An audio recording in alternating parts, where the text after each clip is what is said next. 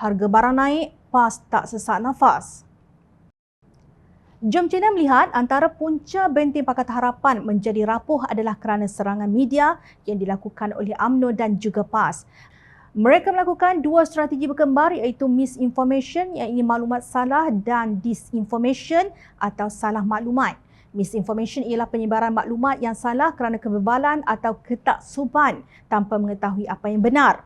Disinformation pula penyebaran maklumat yang salah dengan sengaja dan menyembunyikan kebenaran demi propaganda walaupun tahu ia salah. UMNO dan PAS memiliki kedua-dua kekuatan tersebut. Ini kerana mereka mempunyai ramai pengikut yang taksub. UMNO menjual Melayu, PAS menjual agama. Kedua-dua unsur itu dipamerkan di hadapan kepura-puraan mereka menerusi slogan Kerajaan Melayu Islam. Contohnya, naratif bekas Perdana Menteri Datuk Seri Najib Razak dianiaya dalam kes One Malaysia Development Berhad, One MDB dan SRC International.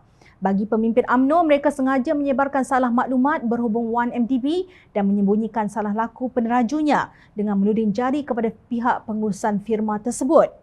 Bagi pengikut yang taksub, mereka menyebarkan maklumat yang salah ini kerana menyangka ia benar bahawa semuanya salah Low Tech Jo atau Jolo dan bekas pegawai yang mengurus One MDB seperti Datuk Syahrul Azra Ibrahim Halmi, Muhammad Hazim Abdul Rahman, Azmi Tahir dan lain-lain.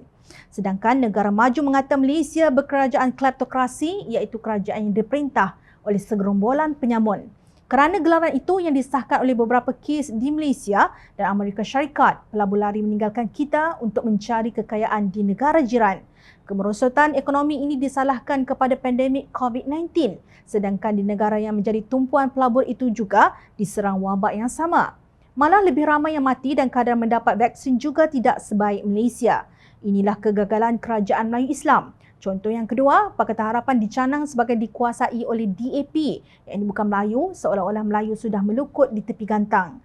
Kerana itu Melayu dan Islam terancam. Lalu wajar Pakatan Harapan dijatuhkan pada 23 Februari 2022 menerusi langkah Sheraton.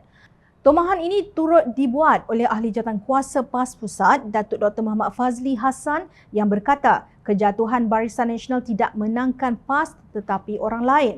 Orang lain itu adalah Pakatan Harapan, seolah-olah pemimpin parti tersebut bukan warga negara Malaysia.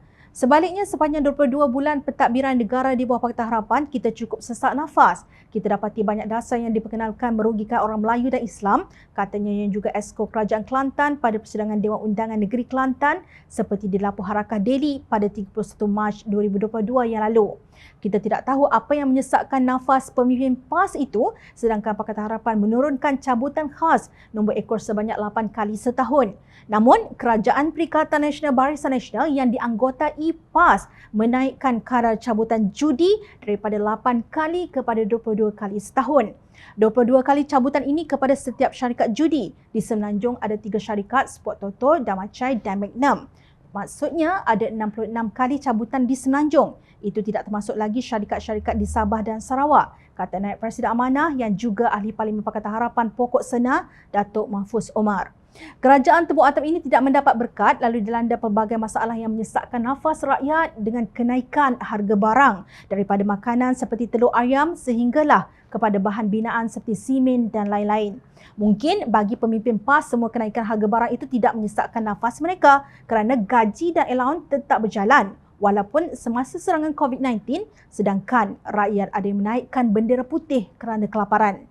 Bagaimanakah caranya untuk menangkis serangan yang tidak takut dosa berbohong ini? Jom China menyeru pemimpin yang tidak mahu Barisan Nasional kembali berkuasa penuh supaya bersatu dengan satu tekad satu lawan satu dan bukan berpecah belah. Mereka juga harus pantas untuk menangkis sebarang dakyah pihak yang kini terdesak dengan label kluster mahkamah. Hargai frontliners yang berada di bahagian hadapan saluran maklumat dan komunikasi anda. Jangan pinggirkan mereka yang sudah menghabiskan wang ringgit dan masa untuk membantu kalian. Tindakan melantik penyokong-penyokong UMNO, bekas Menteri UMNO dan Puteri UMNO dalam jawatan tertentu seperti yang berlaku sebelum saja Pakatan Harapan berkuasa dahulu amat menjengkelkan. Begitu juga tindakan menarik ahli parlimen untuk melompat kononnya untuk menguatkan parti tetapi akhirnya mereka menjadi pengkhianat. Pada pilihan raya umum ke-14 lalu, wira-wira Pakatan Harapan yang tidak didendang membantu menaikkan kalian. Mereka juga boleh menjatuhkan kalian. Ingat, rakyat sentiasa memerhati.